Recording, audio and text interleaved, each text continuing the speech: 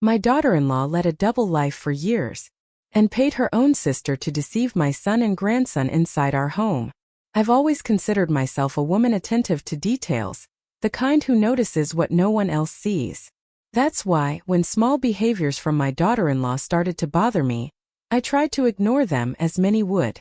But the signs only increased: exchanged glances, inexplicable absences, and especially a strange emptiness between who she seemed to be and who she really was. What began with a discreet suspicion led me to discover secrets that completely changed the course of my family. I faced days of pain, loneliness, and much disbelief. But I also found strength where I didn't know it existed, and witnessed the beauty of something new being born even amidst the rubble. Today I look back with a full heart. The journey was long, but every step was worth it. This is not just a story of betrayal. It's a story of courage, discovery, and reconstruction. A story about what it means to be family, even when everything falls apart. I'm happy to have you here. Follow my story to the end and comment the city you're watching from so I can see how far my story has reached. I took the first sip of coffee with the tranquility of someone trying to savor the minutes before the house fully woke up. Evan, my youngest son, sat opposite me, his eyes still heavy with sleep, but always attentive to the world's news. He commented, as if speaking of a mere detail, that he had seen Madeline boarding a flight to Paris. My heart stopped for a moment. "Are you sure it was her?" I asked, trying to sound neutral. He confirmed, even describing the blue scarf she was wearing. I remained still for a moment. Madeline had had dinner with us the night before, laughing and complaining about traffic as she always did. If she were going to Paris, she would have told us, right? I tried to ignore it, but something about that coincidence gnawed at me. I continued listening to Evan, but my mind was no longer there. It was then that I heard a sound coming from upstairs: water running, footsteps, and the clinking of the shower in the glass stall. I slowly looked up at the stairs, trying to find a logical explanation for what my ears were picking up. Evan didn't seem to have heard anything, or simply didn't find it strange. But I recognized the sound of a shower being taken upstairs. It was the bathroom Madeline usually used. With every drop that fell, the unease inside me grew. It didn't make sense. And what if she had really boarded the flight? Questions began to tumble in my head, but a single certainty formed, cold and solid. Someone was in the bathroom. And if it wasn't Madeline, who could it be? I slowly rose from the chair, my senses heightened and my heart pounding. I wanted to believe it was just a mistake, but the sound of the water insisted on contradicting me. Everything around me seemed suspended, unreal. I could swear it was Madeline showering upstairs. I stood in the hallway, staring at Madeline's phone on the console table in the living room. It started vibrating with an international call. I hesitated, but instinct took over. I answered. A male voice with a strong French accent asked if he was speaking to Madame Young. I said she couldn't answer at the moment, but he insisted. He was from French Customs. He wanted to confirm details about her entry into the country. I tried not to tremble as I responded. In the background, another voice emerged, muffled but unmistakable. It was Madeline. She spoke fluent French, saying everything was under control. My heart clenched violently. How could she be in two places at once? I tried to process it, but my mind refused to accept what I was hearing. It was her voice, alive, active, distant. The call ended with a promise that they would contact us again. I stood there, looking at the phone as if it were a supernatural artifact. I took a deep breath, trying to control the trembling in my hands. That call confirmed everything Evan had said, but contradicted what I had heard minutes earlier. It was as if the puzzle pieces refused to fit together. The image of Madeline in the shower still hammered in my head. If she was really in Paris, who was upstairs? I went up slowly, my knees stiff and my breath short. Each step brought me closer to the truth, or something much worse. Something impossible. Something that couldn't be explained by logic. That was Madeline's voice. And she was in Paris? I stopped in front of the bathroom door. Steam still escaped from underneath, making the hallway air humid. I knocked twice. A soft answer came from inside. The door opened and Madeline appeared, wrapped in a towel as if nothing had happened. She smiled at me naturally. "Good morning, Cora," she said, passing me as if it were just another ordinary day. My stomach churned. I observed every detail. Her wet hair, her skin tone, the lightness of her steps. It was her, no doubt. But that only made everything stranger. The woman I had just spoken to across the ocean was also her. Or seemed to be. The air grew heavy around me, as if the whole house was holding its breath with me. I followed her with my eyes until she disappeared into the bedroom. I tried to convince myself that there was some mistake, an illusion. But the perfume, the voice, the presence, everything confirmed that she had never left. And yet, the phone and the call from France said otherwise. My world seemed folded upon itself. Two realities occupying the same space. So who did I just speak to? I've always been observant. More than people would like. After the phone and shower incident, I started paying attention to everything around me. I noticed that one morning, Madeline was using her cell phone with her left hand while drinking coffee. I found it strange because I had always seen her write with her right, hold a fork firmly, even use the mouse on Seth's computer. I kept quiet, just making a mental note. Maybe it was silly. But something told me it wasn't. At lunch that same day, she cut her meat with her left hand and complained that it was difficult. I have a little pain here, she said, pointing to her right shoulder. Cole didn't think anything of it. But I couldn't ignore it. Madeline had never mentioned pain, nor avoided movement. I started testing her in small situations, spreading butter, reaching for something on the shelf, turning a key. Always with her left hand. The following week, however, the pain seemed to have disappeared.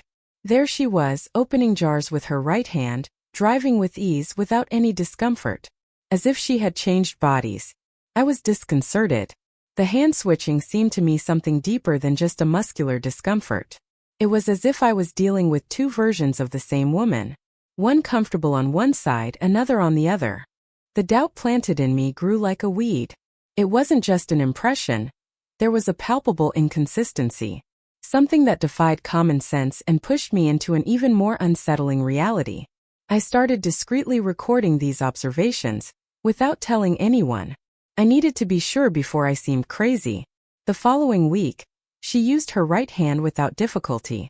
What frightened me most was the way Madeline's mood changed from day to day. There were mornings when she woke up sweet, affectionate, almost cuddly with everyone at the table. Other times she barely looked at Cole or Seth. She would get irritated by the sound of the television, by crumbs on the tablecloth, or by simple questions. The oscillation was sudden, unpredictable, as if two people lived inside her, constantly alternating. Once I asked if she wanted to come to the market with me, and she responded with a gentle smile, putting her purse on her shoulder. The next day I made the same invitation and she grumbled that she wasn't a babysitter for old ladies. Her dry tone hurt me, but I hid it. Cole didn't seem to notice these changes. Maybe he was used to it, or emotionally numb. But the one who noticed most was Seth. One afternoon, he approached me with his big, innocent eyes. "Grandma," he whispered, "will the nice mommy come today?" My heart stopped. The question hit me like lightning. He noticed it too. Even without understanding, he felt it. Children have an instinct that we adults bury under logic. At that moment I realized I wasn't alone in my suspicion. I tried not to show my distress, stroking his hair and changing the subject. But Seth's phrase echoed in me more strongly than any other clue. If even a 7-year-old child noticed the difference, what else was being covered up before our eyes? It was time to take this seriously. Seth asked, "Are you the nice mommy today?" I started writing in secret. A small, black-covered notebook, hidden deep in the towel cabinet. Every strange behavior, every hand switch, every change in tone and expression. Everything was recorded there with dates and observations. I felt paranoid at first, like someone hallucinating. But the notebook began to take shape. And with it, the certainty that I wasn't wrong. On good days, she seemed like a perfect version of a mother and wife. On bad days, she was absent, distant, almost cruel. That couldn't just be unstable mood. There was a strange repetition in her gestures, vocabulary, even her way of walking. I started listing even small mannerisms. The one who drank tea, the one who preferred coffee, the one who crossed her legs, the one who didn't. The differences added up like pieces of a sinister puzzle. At night I reread every written page, like someone seeking meaning in an invisible plot. I didn't dare show it to Evan, much less to Cole. That was my refuge, my secret laboratory. a diary of a reality that no one else saw, or that everyone preferred to ignore. What kept me awake was the question I still couldn't answer. Who, in fact, was the woman living in our house? There is something wrong with this woman. It wasn't the first time I'd seen Madeline rush out, but that morning, something in her steps made me get up from my chair and follow her unseen. I turned the street corner and watched her walk quickly, looking around as if she feared being followed. I continued at a distance, disguised behind fences and posts. She turned into a narrow alley, flanked by old houses stained by time. I had never noticed that place before. The houses seemed forgotten by any authority or care, with peeling paint and poorly maintained windows. Madeline stopped in front of one of them and took something out of her purse. A key. I looked at the number 14. My heart raced. I watched as she unlocked the door, discreetly looking back before entering. Everything about her was cautious, as if she lived in two worlds that could not meet. I stood there, hidden between two walls, trying to absorb the scene. I wanted to call out to her, demand an explanation, but something stopped me. Perhaps the fear of the answer. Perhaps the instinct to preserve the only chance to understand everything. That woman who had just entered looked like Madeline, but at the same time she didn't. There was a different lightness, an urgency that Madeline never showed. I climbed the creaking steps and approached the door, my heart pounding in my neck. I couldn't go back now. I needed to see with my own eyes who the woman behind that dual facade was. She entered house number 14. I knocked firmly on the door, trying to hide my nervousness. Silence. I waited a few seconds and knocked again. The doorknob turned, and when the door opened, I was surprised by a familiar face, identical to Madeline's, but with a sparkle in her eyes I had never seen. The woman froze when she saw me, and for a moment neither of us spoke. Her hair was simply tied back, her skin clean without makeup.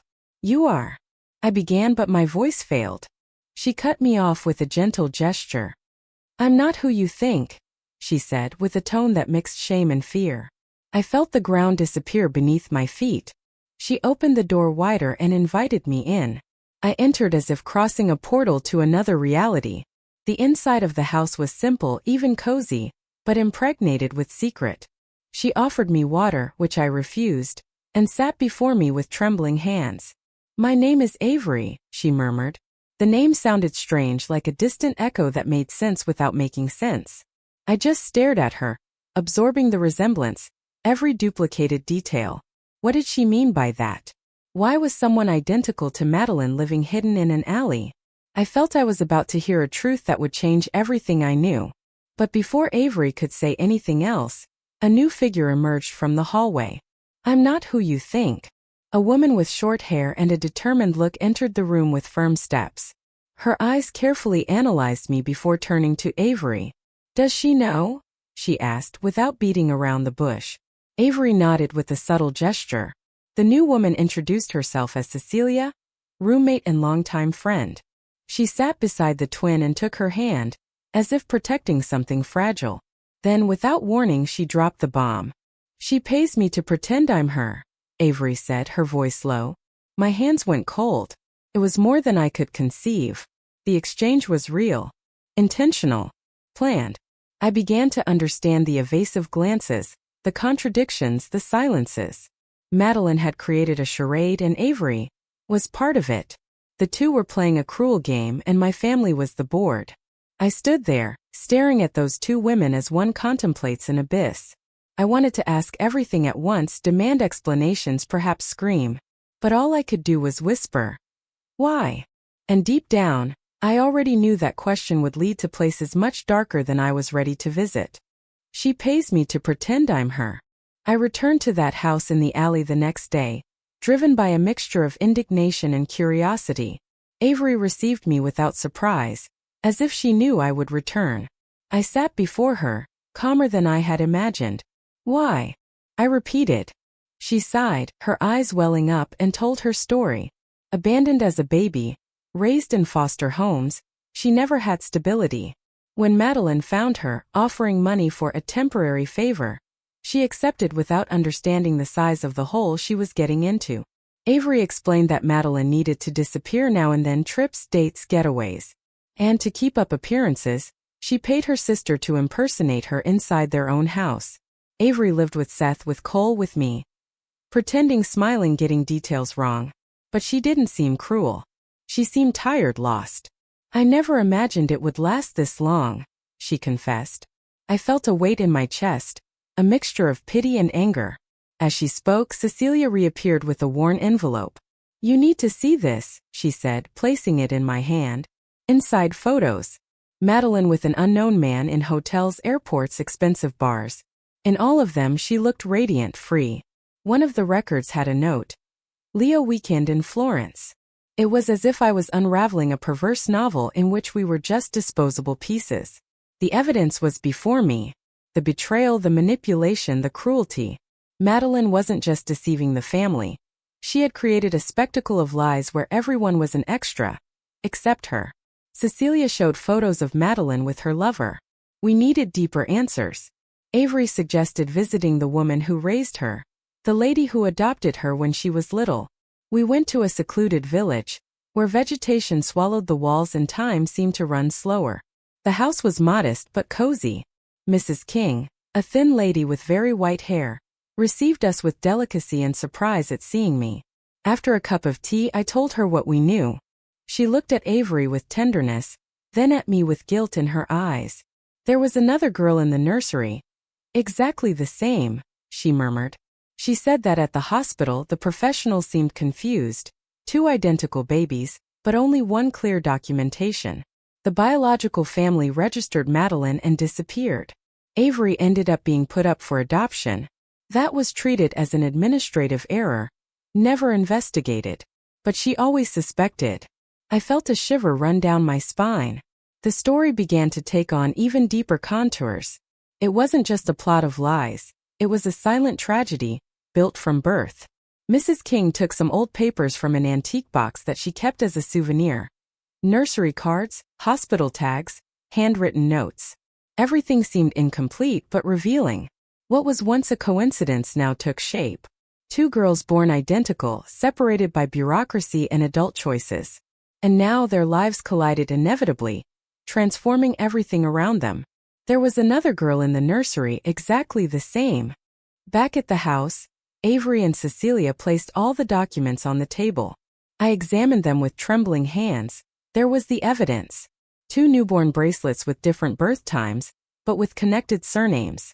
An adoption form from Mrs. King with the description female baby, unnamed. A blurry copy of a medical record mentioned the birth of twins, but only one was officially registered by the biological mother, Madeline. I took a deep breath, trying to absorb the weight of it all. They were sisters. Identical twins. Daughters of the same woman. And while Madeline chose the path of selfishness and deceit, Avery had to fight for crumbs of affection and security. It was too cruel to be a coincidence. And yet it was our reality now. The key that explained all the mystery, all the duplicity that haunted us. I looked at Avery, who returned my gaze, humble and tired. As much as I still didn't completely trust her, something in me began to see humanity there. Perhaps despite everything, she was the only true victim in this story. You are sisters. Daughters of the same woman. I organized that dinner as one sets a stage. The table was impeccable, the candles lit, the white tablecloth wrinkle-free. I wanted to gather everyone. Not just to share a meal, but to create the setting where the truth would finally appear. Madeline seemed strangely calm at my invitation. Cole, as always, tried to maintain a balance between routine and the tension in the air. Evan arrived last, holding a black folder under his arm. I observed the details like an investigator. The crossed glances, the suppressed smiles, the automatic gestures. Seth drew in silence, unaware that something bigger was brewing around him. When Evan sat down, he gently placed the folder on the table, not hiding its importance. Madeline pretended not to notice, too focused on pouring the wine. Inside I felt a whirlwind. The truth was about to come out of someone's mouth, and nothing would ever be the same. We talked trivialities for a few minutes, but I knew Evan wouldn't hold back for long. His eyes sought mine, as if asking for silent permission. I nodded. He slowly opened the folder and took out a series of documents. Before dessert, I need to show you something, he said with a firm voice. The table fell silent. Evan brought a folder with documents. He spread the papers in front of everyone. Copies of stamps, boarding dates, and passport pages. One in particular caught attention, Madeline's passport, with an entry stamp for France dated the same morning she was supposedly with us at home. Cole's eyes widened. But this is from now, he asked, confused. Evan nodded. She traveled, he said. She was in Paris. Madeline maintained an impassive expression, as if she had already expected it. It must be an administrative error, she murmured, but her voice didn't convince even Seth. I leaned forward. If she was in Paris, who spent the last few days with us? The silence that followed was suffocating. Everyone seemed to be looking for answers on each other's faces. And that's when I noticed the subtle tremor in Madeline's hands. Her presence in that chair was almost fantastical. We knew too much to continue pretending. Evan continued. Emails, location records, a hotel bill in her name. Everything matched. There was no more room for excuses. And yet, she still tried to hold firm, like an actress in the last scene of a failed play. My stomach churned at her audacity. So who is here with us? Before any adult dared to break the new silence, it was Seth who spoke. He looked up from the drawing he was making and with the naturalness of someone who simply observes the world as it is, blurted out, You know I have 2 mommies, right? His words floated in the air as if they had come from a dream. Cole turned pale. Evan swallowed hard. I just stared at the boy, my heart crushed. What do you mean, my love? I asked, my voice sweet and my chest on fire. There's the mommy who sings to me, and the other one who's more on the phone. Sometimes they change clothes in the bathroom, he replied, as if it were the simplest thing in the world. My world stopped. There was no denying it anymore. Not even Madeline tried to hide it. The mask began to fall. For the first time her breath hitched, and her eyes searched for an escape that didn't exist. Dinner became a judgment. A child's words had dismantled the sandcastle she had spent years building. Seth said, You know I have 2 mommies, right? Madeline paled. The color drained from her face as if by a ghost. Her eyes darted between us, seeking complicity but finding no refuge. Are you all against me? She whispered, almost breathless. Cole didn't answer. Neither did Evan. And I just stood there firm as a rock. The time for questions was over. Now it was time for answers from her. But for the first time I saw real fear in her face. Not anger, not contempt, fear. Perhaps she knew the show was over.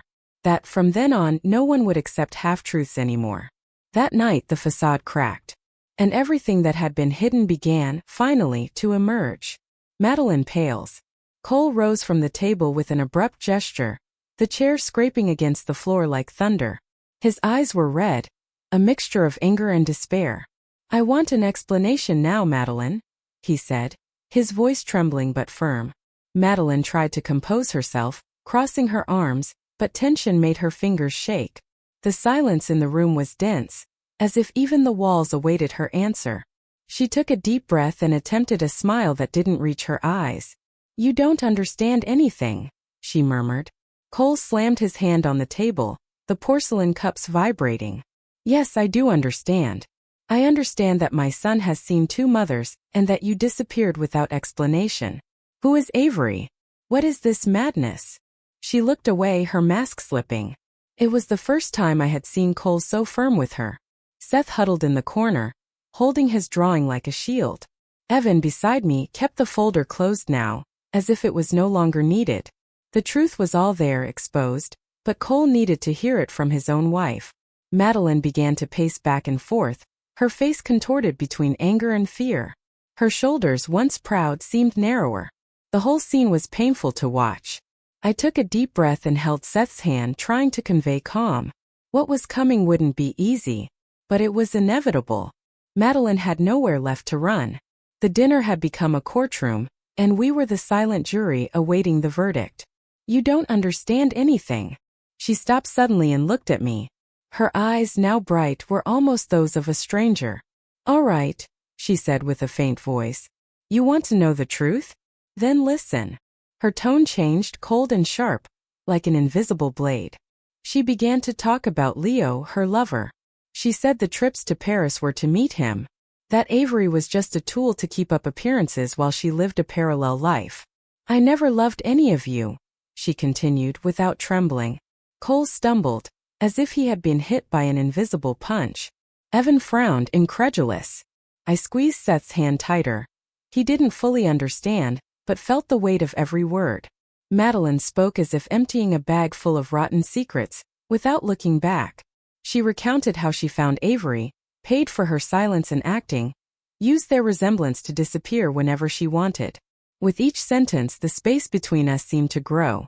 The woman before me was not the same one I had known years ago. She was someone stripping away the last layer of humanity. I wondered for a moment if there was still regret in her. But deep down, I realized that her speech was more anger than confession. There was no apology, no tears. Just contempt, like someone spitting out a bitter truth to wound. Cole sat down again, exhausted, his eyes watering. I could do nothing but witness. I never loved any of you. When she finished speaking, Madeline took the napkin from her lap and threw it on the table. It's over, she said, standing up. I'm not staying here anymore. Her posture was haughty, but her face showed cracks. She grabbed her purse with quick movements, like someone fleeing a fire. Cole tried to call her, but his voice was lost. Evan didn't move. Seth just watched in silence. She walked across the room without looking back. For a moment I thought she would return, say something more, but she didn't. The door slammed shut with a dry sound that echoed through the house. We all remained motionless, as if time had stopped. The night wind entered through the crack, cold and sharp. It was as if her absence filled every corner. I looked at Cole, at Evan, at Seth. Each processed it in their own way. But what united us at that moment was a shared emptiness. A loss we didn't know how to name. The truth had finally come out, but it brought no relief. It brought an abyss. Seth cried. Did she really leave? The days that followed Madeline's departure were as heavy as lead.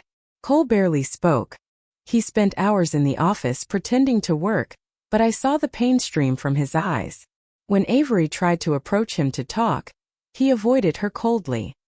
He didn't want to listen nor to understand, not yet. For him, everything about her was a reflection of the lie. And perhaps because of that, the whole house seemed suspended, lifeless, aimless. Seth was the one who felt it most. In the first few days, he refused any food. He just pushed the food around with his fork in silence. He didn't ask for drawings, he didn't talk about toys. He only asked if his mother would come back. It was cruel to have to answer. I did my best to maintain a routine, but it lacked vibrancy. Avery respected everyone's space without insisting, but I saw in her eyes the desire to mend things, even without knowing how. Cole told me he needed time, that he no longer knew who to trust. I understood. He had lost the woman he loved and, on top of that, discovered that part of his interaction with his son had been shared with a stranger. But his grief needed to be lived, not avoided.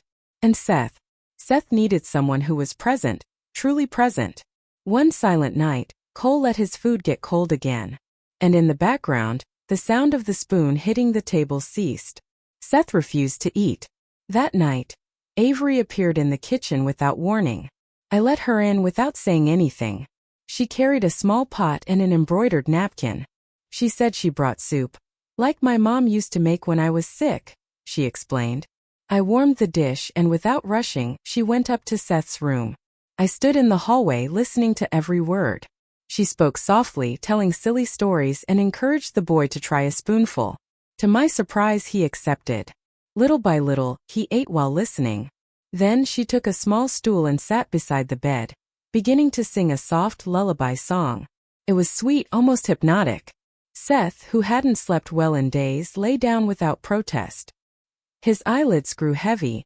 His fingers loosened on the blanket. I felt a lump in my throat. She wasn't forcing anything, just being herself. Before closing his eyes, he murmured something that pierced my chest like an arrow. Sing it again, Mommy Avery.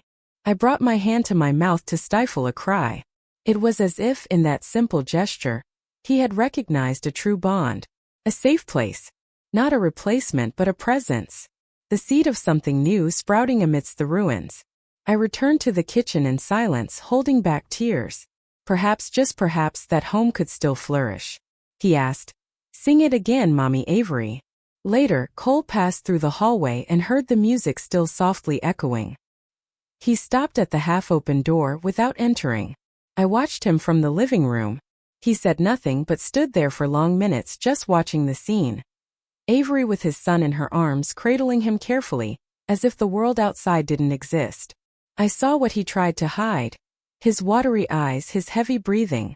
When Avery left the room, he stepped back as if caught red-handed. The two stared at each other for a moment that seemed to stretch. No words were spoken. She merely nodded respectfully. He made way for her to pass. Silence between them but without tension. There was something new in the air. Something that was slowly beginning to transform. In the kitchen, Avery thanked me for the tea I prepared. I was about to leave when Cole appeared in the doorway. "Stay for dinner with us," he said, his voice low but firm. I held back a smile. It wasn't forgiveness yet, but it was the beginning of a bridge. And in that moment I knew. Something was changing inside him. He said, "Stay for dinner with us." After that night, Avery started coming back frequently. Not in an invasive way, but always with delicacy, bringing small gestures that filled the voids Madeline had left. She helped with breakfast, organized Seth's lunchboxes, and washed the dishes without being asked. It was as if she had lived there for years, but was only now being noticed. I watched her in silence, mentally noting every detail. Cole maintained a respectful but not cold distance. He seemed conflicted, torn between the past and that new present, where Avery's presence didn't hurt. Gradually, casual conversations resumed. "Have you seen the keys?"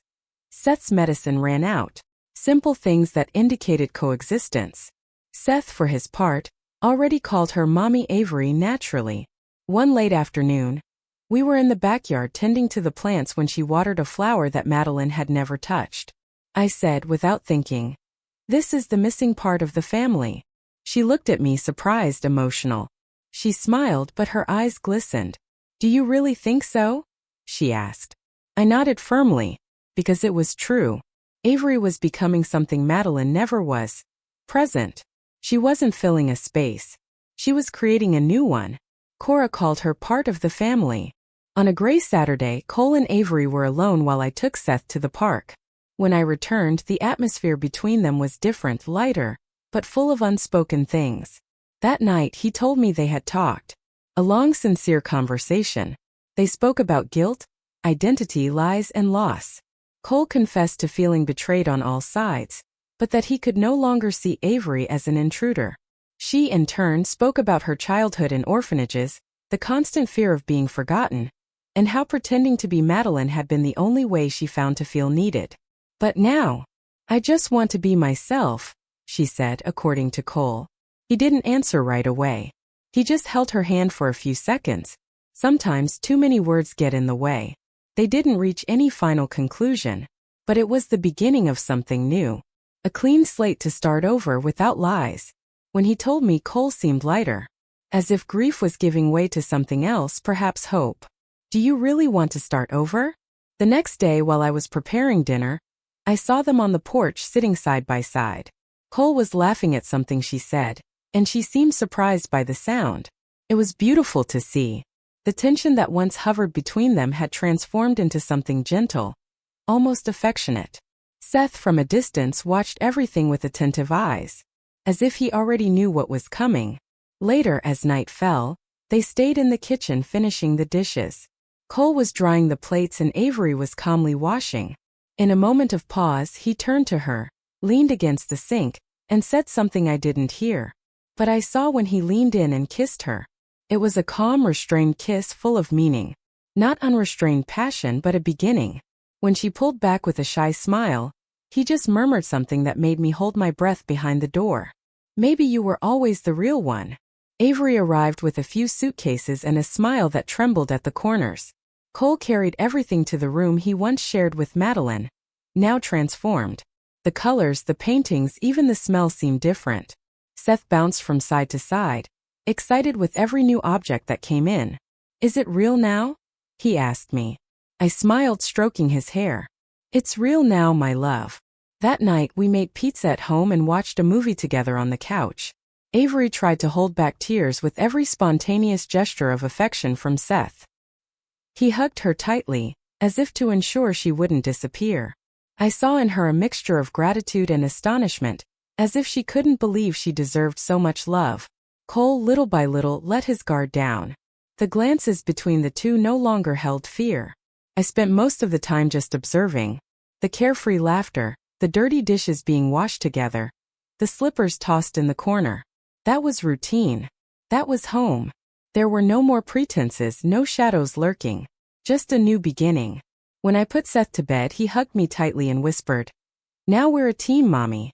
And in that instant, I knew that the heart of the house was whole again. Now we're a team, Mommy. A week later, Cole called me to talk in the garden. He was nervous, with his hands in his pockets and his eyes darting. "Do you think it's too soon?"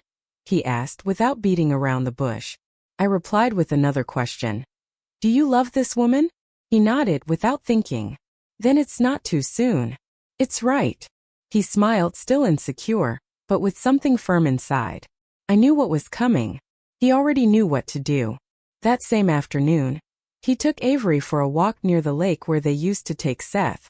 They stopped under the oldest tree in the park, and there he knelt.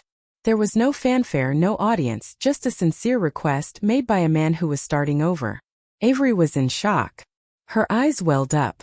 Her hand over her mouth revealed the internal turmoil. Silence. Long, dense. "Are you sure?" was all she managed to say. He replied only with a look, one of those that speak what words cannot reach.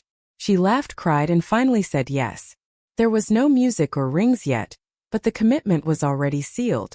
What they had lived through until then was stronger than any ceremony, and I from afar was grateful for not giving up. Life sometimes recomposes itself with more beauty after breaking. She hesitated. "Are you sure?" I made sure to organize the wedding. Nothing big, just family and a few true friends. The ceremony was in the backyard, among simple flowers and lights strung in the trees. Seth carried the rings with trembling hands, smiling from ear to ear. Avery wore a light lace dress borrowed from Cecilia. Cole seemed more whole than ever. When she reached the makeshift altar, everyone gasped. The words were spoken with restrained emotion. Avery cried discreetly. Cole held her hand firmly. And I, next to Evan, felt my chest fill with something new, peace.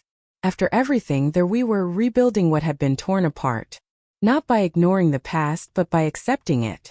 The wounds existed, but now they had space to heal. After the vows, Seth ran to me and hugged me tightly.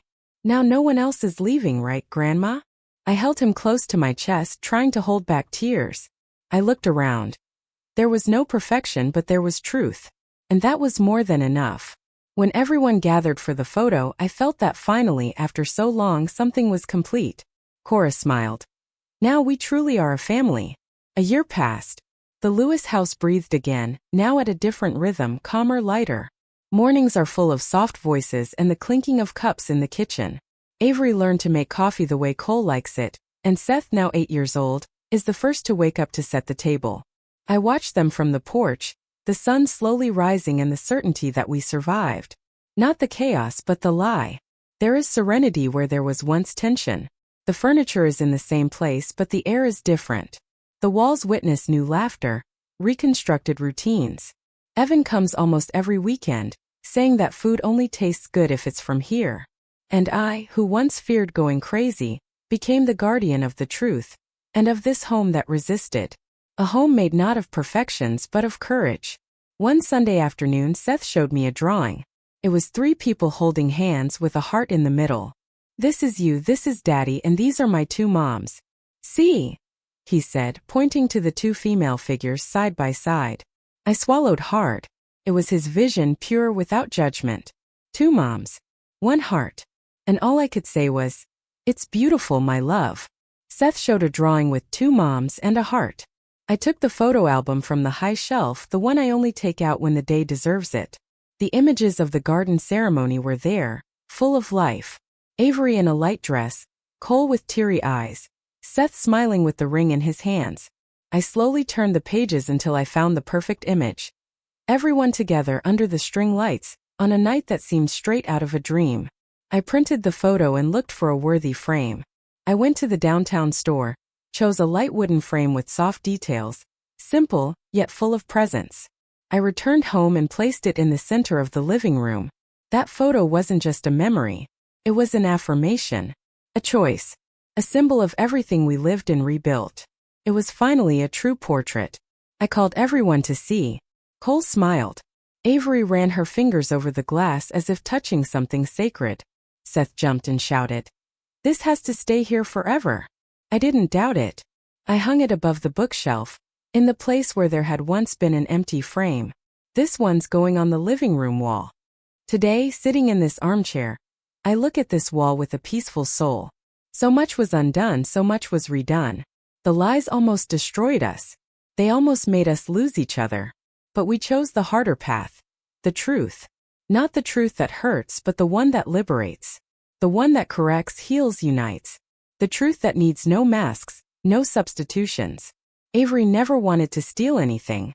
She just wanted to belong. And she ended up finding among the broken pieces a place where she was truly loved. Cole learned to forgive. Seth learned that family is not a formula. And I learned that courage is to remain when everything collapses, to remain when the truth seems crueler than the lie. Today my house is small but full of truths. Silent truths lived, carefully built. Every laugh, every hug, every morning is a choice. And the truth lives here. Now, I'm curious about you who heard my story. What would you do if you were in my shoes? Have you experienced something similar? Support the channel by subscribing, liking, commenting, and sharing this video. I'm leaving another story on the end screen that you'll also enjoy, and it will definitely surprise you. Thank you for watching. See you in the next video.